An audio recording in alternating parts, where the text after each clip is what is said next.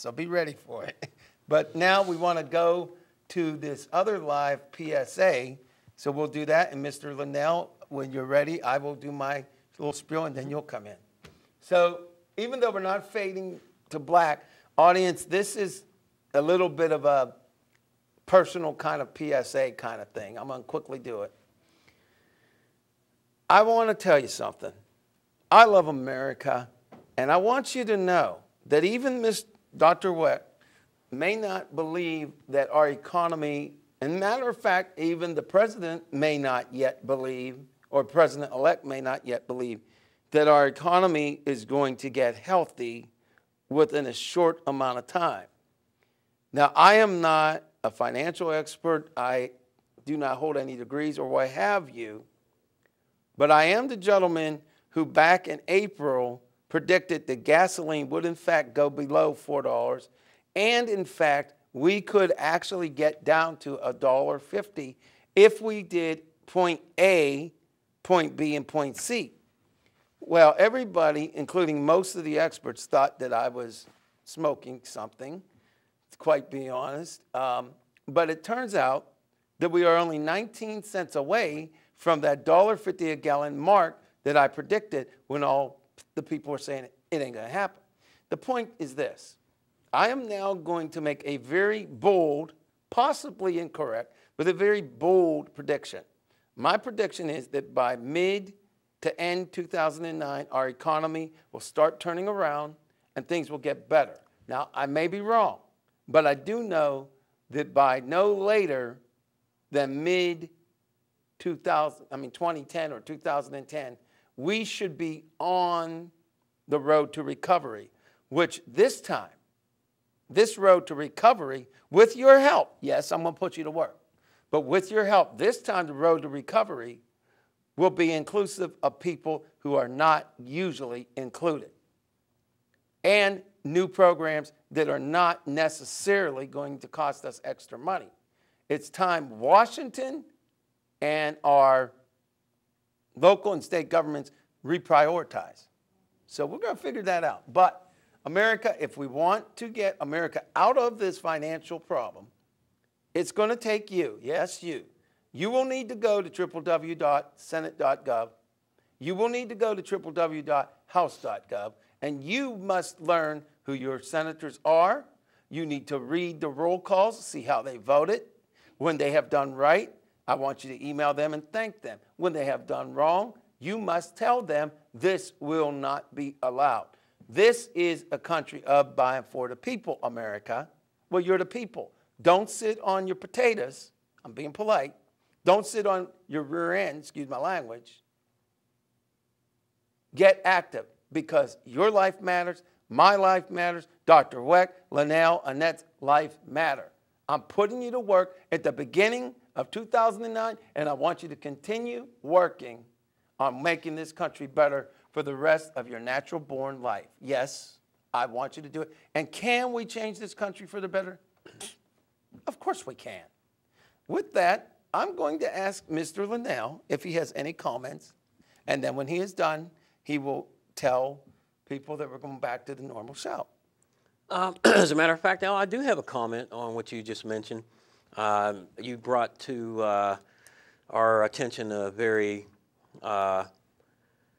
pertinent subject, and that leads me to go on to say that what Al mentioned, the title of the theme that he was discussing with you was that it is our responsibility to be able to transform into a better economy in a short period of time. And I wanted to mention to all of our viewers and Americans out there that one of the ways that we could begin to do that is with the lowest form of government being the family household.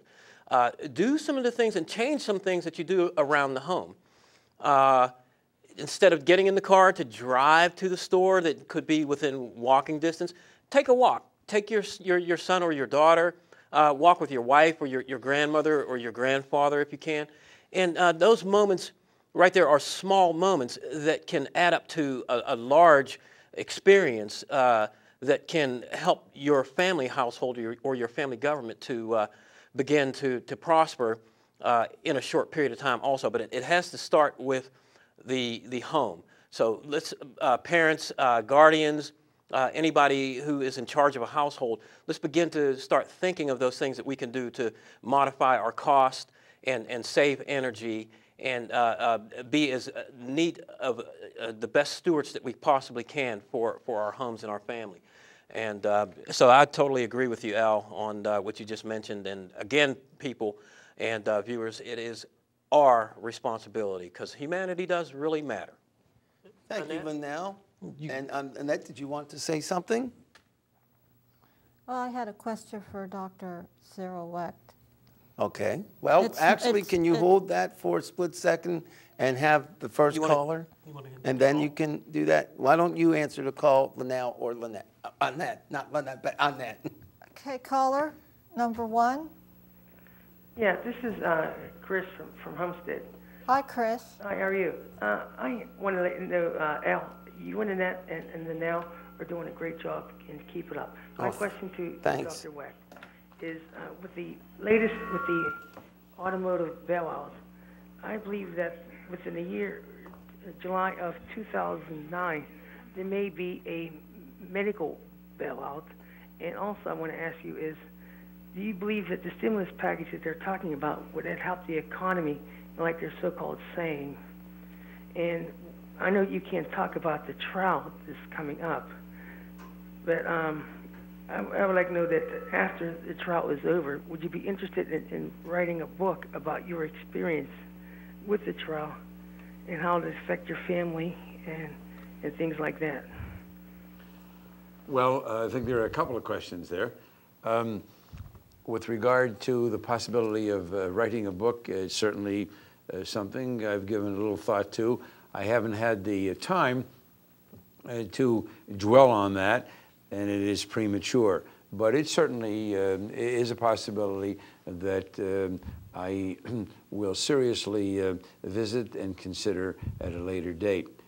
You also then asked about my thoughts regarding the automobile industry. Is that correct? Yeah. Yeah. Well, in my understanding that it's more of a loan than a complete gift.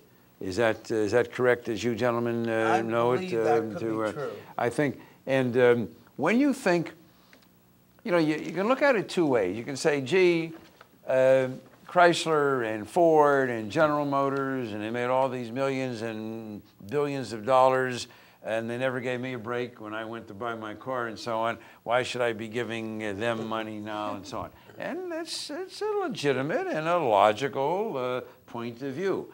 On the other hand, when you think of the hundreds of thousands of people who are employed in the automobile industry and the fact that this is a major industry in America, if there is a way in which we can preserve it and to allow these people to remain in their jobs by giving a lending hand at this time, you know, I am in favor of that.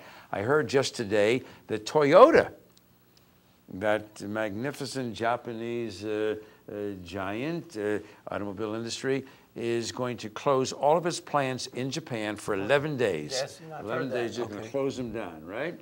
And that they are down 37%, more than I think Ford, somewhat less than Chrysler. So everybody is hurting. I don't have a simple answer, but I think if the government can lend money, preserve jobs, and preserve a major industry in the country, you know, I would be in favor of that. When it comes to just shelling out money, I'll tell you where I do draw the line, the giving of money to these financial empires, you know, the ABC and XYZ and so on. When I think of the money that those CEOs and other major corporate officers get, I mean, who is a number 26.5